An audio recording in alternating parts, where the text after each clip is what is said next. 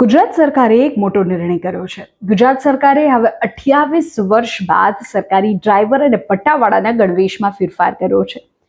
રાજ્યની સરકારી કચેરીઓમાં કામ કરતા ડ્રાઈવર અને પટ્ટાવાળાની ઓળખ હવે બદલાશે. આવું કેમ કરવું પડ્યું? પહેલાના યુનિફોર્મમાં શું વાંધો હતો કે હવે નવો યુનિફોર્મ બદલવો પડ્યો? તો તમને કહી દઉં કે છેલ્લા કેટલાય સમયથી લાંચ રૂશ્વતના વધતા કિસ્સાઓ અને વહીવટી પારદર્શિતા માટે આ થયું છે. તમને થશે કે એમાં પટ્ટાવાળા કે ડ્રાઈવરના ગણવેશમાં રંગમાં ફેરફાર કરવાનો કેમ નિર્ણય લેવાયો? હવેથી ડ્રાઈવર અને પટ્ટાવાળા માટે પહેલા તો બદામી રંગનો ગણવેશ રહેશે, નક્કી કરી લો.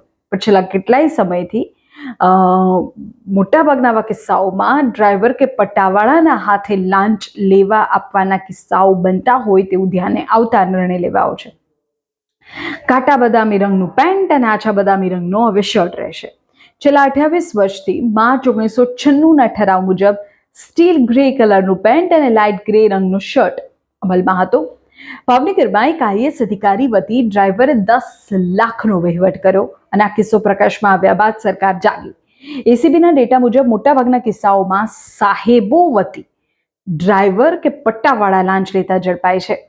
તાજેતરના 4 કેસ તમને જો કહું તો ભાવનગરનો કેસ કે જ્યાં પ્રોબેશનરી આઈએએસના ડ્રાઈવરે મિલકત ટ્રાન્સફર માટે 10 લાખની લાંચ લીધી. બીજું લખતરનો કિસ્સો જ્યાં મામલતદાર કચેરીના આઉટસોર્સિંગ પટ્ટાવાળાએ જમીન રેકોર્ડ માટે 20,000 લીધા.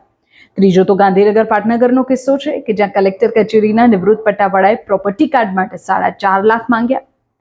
અને ચોથો રાજકોટનો કિસ્સો છે કે જ્યાં ઇન્કમટેક્સ ઓફિસના પટ્ટાવાળાએ 45,000ની લાંચ લેતા ઝડપાયો.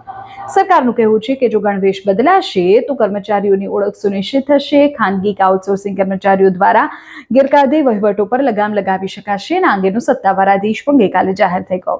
રાજ્યવ્યાપી અમલ પણ તાત્કાલિક અસરથી થઈ જશે. પણ શું તમને લાગે છે કે આ ગણવેશ બદલવાથી લાંચના કિસ્સાઓ ઘટી જશે? લાંચના કિસ્સાઓ કેમ બને છે? આપે છે અને લે છે, બંને સાઈડ છે. અને હવે ગણવેશ બદલાઈ જશે એટલે લોકો ઓળખી જશે અને લાંચ રૂશ્વતના જે કિસ્સાઓ છે તેમાં ઘટાડો આવશે એવું સરકારનું માનવું છે. તમે કેટલા સહમત છો? કમેન્ટ કરો.